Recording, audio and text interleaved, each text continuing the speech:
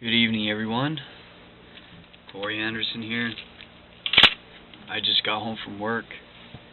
I'm still wearing all my gear. And it's time for us to continue our Science of Being Well book. It is 8:59, about to be 9 o'clock, and it is Tuesday the 29th of March. It's been 24 days since I've made my last video of this book. That's 3.5 weeks. So let's continue, shall we? So right now we're on chapter 8. Okay, summary of mental actions. Okay. Let me now summarize the mental actions and attitude necessary to the practice of the science of being well. First, you believe that there is a thinking substance from which all things are made, and which, in its original state, permeates, penetrates, and fills the interspaces of the universe. Okay, from what I remember from reading this book, okay, he starts in the chapters of talking about the placebo effect. Okay, he gives us a story about these magical bones. Okay, people who touch these bones believe in the power of the healing power that these bones give them, and their belief in the power of the bones is what allows them to heal themselves. It allows their body to heal themselves. Okay. And he also goes into saying how those bones end up being stolen, and then they replace those bones with other ones. But the fact that even if they're replaced, they're a completely different set of bones, the fact that the people still believe that they are the same bones, they were still given healing. Okay, this is a very, very good example of the placebo effect, is what the science calls it. And then in the spiritual way of explaining it, it's called metaphysical healing.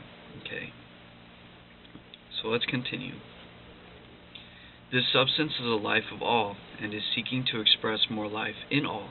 It is the principle of life of the universe, and the principle of health in man. Man is a form of this substance, and draws his vitality from it.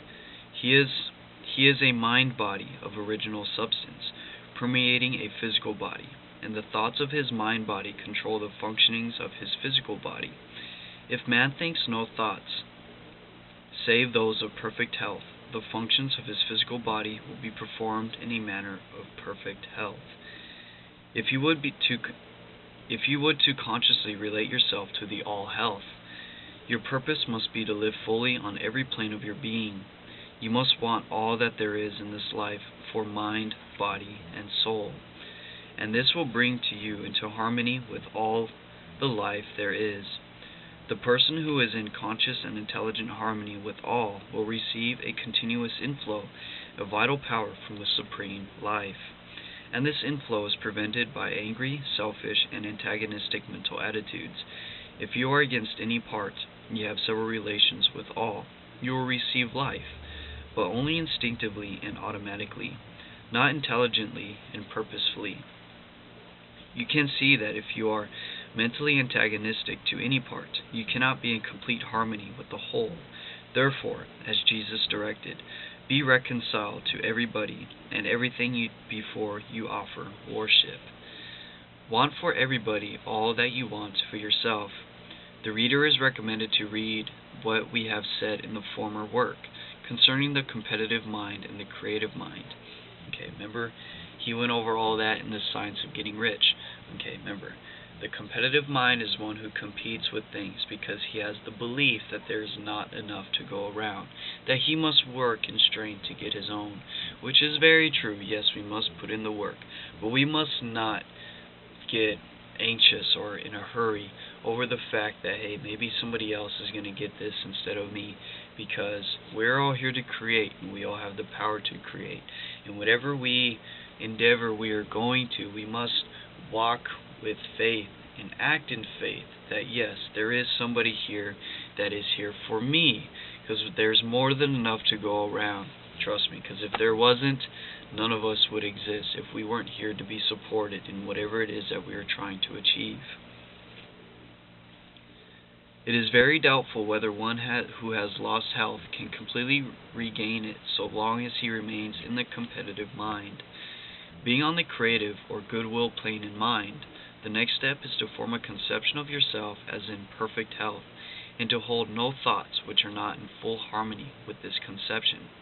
Have faith that if you think only thoughts of health, you will establish in your physical body the functionings of health, and use your will to determine that you will think only thoughts of health.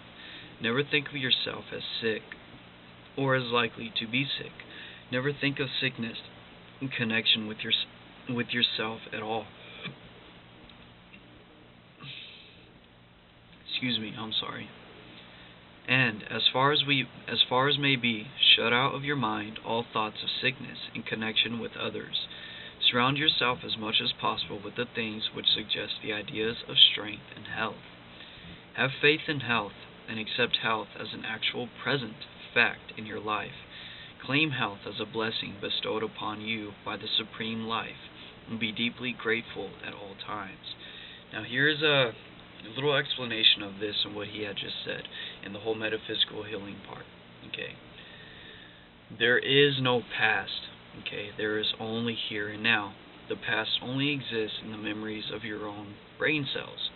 Okay, because you remember the things that you had gone through in the specific moment in time, and that moment in time was always the universal, infinite, divine here and now.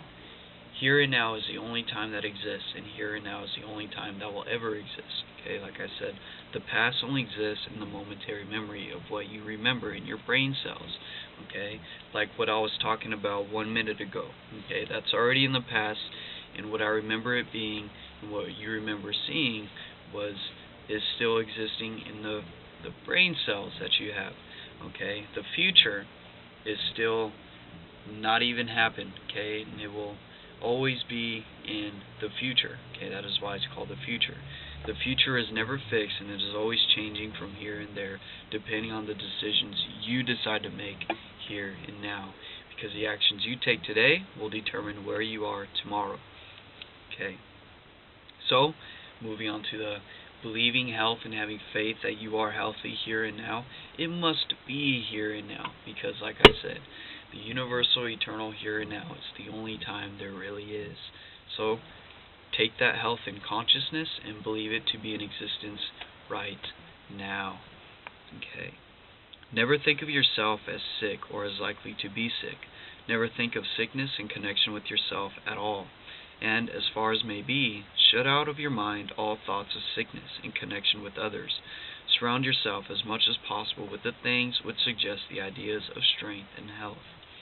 Have faith in health and accept health as an actual present fact in your life. Claim health as a blessing bestowed upon you by the Supreme Life, and be deeply grateful at all times. Claim the blessing by faith, know that it is yours, and never admit a contrary thought to your mind. Use your willpower to withhold your attention from every appearance of disease in yourself and others. Do not study disease, think about it, nor speak of it. At all times, when the thought of disease is thrusted upon you, move forward into the mental position of prayerful gratitude for your perfect health. The mental actions necessary to being well may now be summed up in a single sentence. Form a conception of yourself in perfect health, and think only those thoughts which are in harmony with that conception. Okay, so when he says form the conception of yourself, okay, he is talking about going within yourself and forming the image of yourself as you would like to be. Okay, because as you form that image, as you visualize that image of the viewer, however the viewer wishes himself to be, hold on to that view, look at that image, believe in that image, have faith in that image, live the reality of that image here and now. Eventually that image will start to sink into your subconscious, becomes a part of your character, becoming a part of who you are. And as you keep creating that image, you will eventually move into that character, embodying it, becoming that person. You eventually become the person you visualize yourself to be by consistent, habitual thought forms. Conceptions, habitual conceptions, as he says right now. That, with faith and gratitude in the purpose to really live, covers all the requirements. It is not necessary to take mental exercises of any kind, except as described in Chapter 6, or to do wearing stunts in the way of affirmations, and so on. It is not necessary to concentrate the mind on the affected parts. It is far better not to think of any part as affected.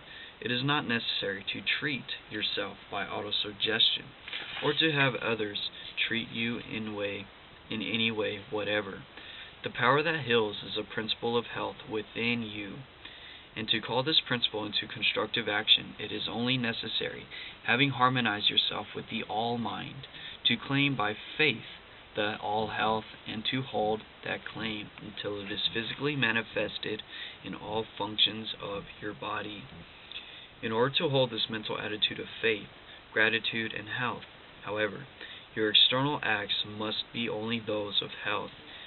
Also, your external acts must also be those of health. You must eat healthy. You must exercise. You must do the things, the actions also necessary. Okay? Because not only is that positive thinking, mental health, okay?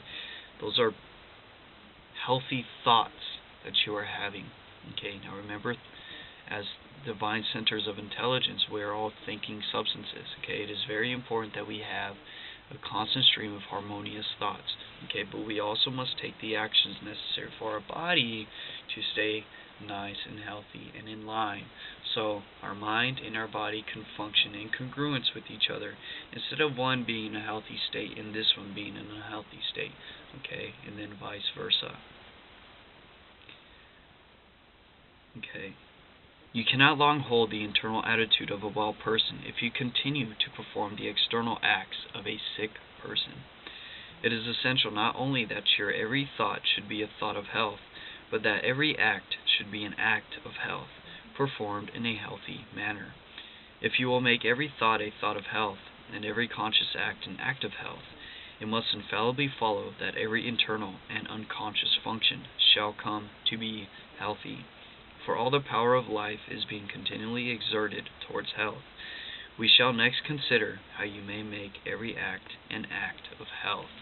Okay, and the way that ended, it must be apparent that Chapter 9 is going to be about taking healthy actions within your life. Okay, and as we see right here, Chapter 9, it is opening with when to eat. Okay, so that is the end of Chapter 8. Okay, of the summary of mental actions. Now we're going to be moving into physical actions. Okay. Well, that is it for me tonight. I gotta take a shower. I gotta eat something, and I gotta get to bed because I gotta be back at work by at least 7 in the morning. Okay, 7:30. So this guy needs to get his rest for another long day tomorrow. Okay. So if you ended up watching this video and making it to the very end of this video, thank you for watching it. Thank you for spending your time with me and actually going over this type of information, because I firmly believe this is something that everybody needs to know. And with that being said, viewer, I'll see you on the other side of the galaxy, and take care.